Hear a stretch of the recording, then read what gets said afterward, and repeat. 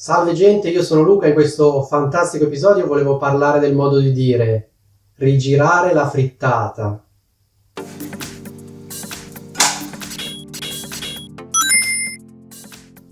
La parola frittata probabilmente la conoscete già, comunque sia la frittata è quella cosa che si fa con le uova, si rompono le uova, si sbattono le uova con una frusta oppure una frusta elettrica. Dopodiché si prende questa cosa qui, la si mette in padella e la si cuoce. Ecco, il risultato si chiama frittata.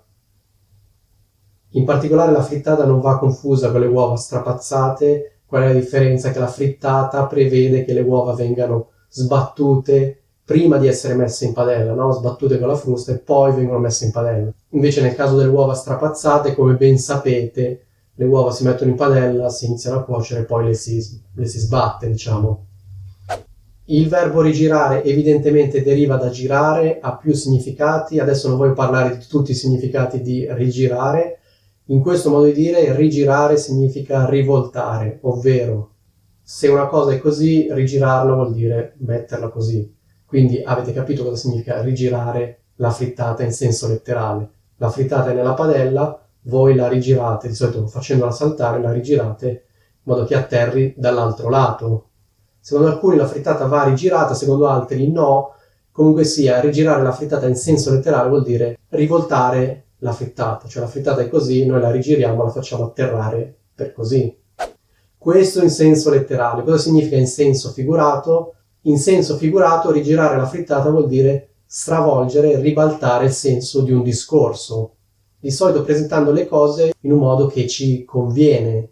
Una persona lo può fare mentre sta facendo un discorso, cioè ha iniziato dicendo una cosa, poi nel corso del discorso magari si rende conto che le conviene dire il contrario di quello che ha detto, allora fornisce un'interpretazione che fa pensare che in realtà voleva dire il contrario. Con questa persona durante il discorso sta rigirando la frittata, cioè ha iniziato dicendo una cosa, poi durante il discorso cambia prospettiva, in sostanza dice il contrario di quello che aveva detto.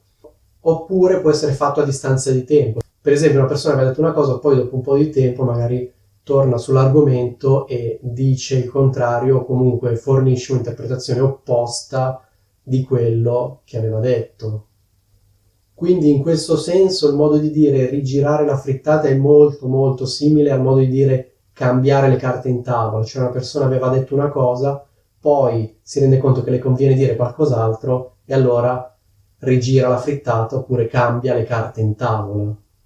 Qualche tempo fa avevo fatto un video su cambiare le carte in tavola, se non conoscete questo modo di dire vi consiglio di andare a vedere quel video in cui faccio alcuni esempi sul modo di dire.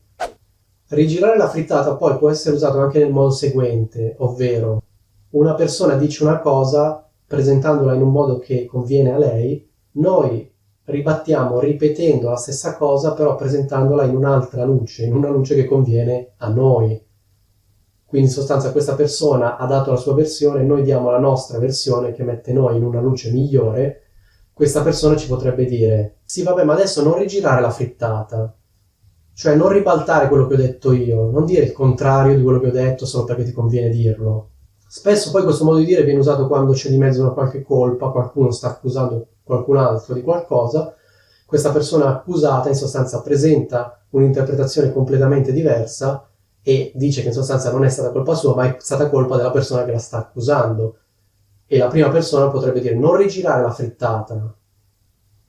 Come vi potete immaginare, rigirare la frittata è una cosa che viene spesso fatta nei dibattiti politici, in cui per esempio ci sono due avversari.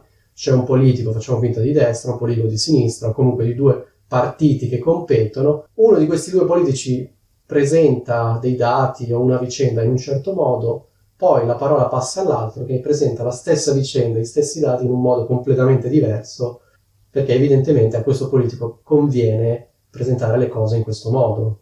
Per esempio il primo politico dice grazie a noi, grazie al nostro intervento abbiamo ottenuto questa cosa, e l'altro politico ribatte dicendo no, ma in realtà non è stato grazie a voi, al contrario, è stato grazie a noi, eccetera, eccetera. Quindi il primo politico potrebbe dire sì, ma adesso non rigirare la frittata.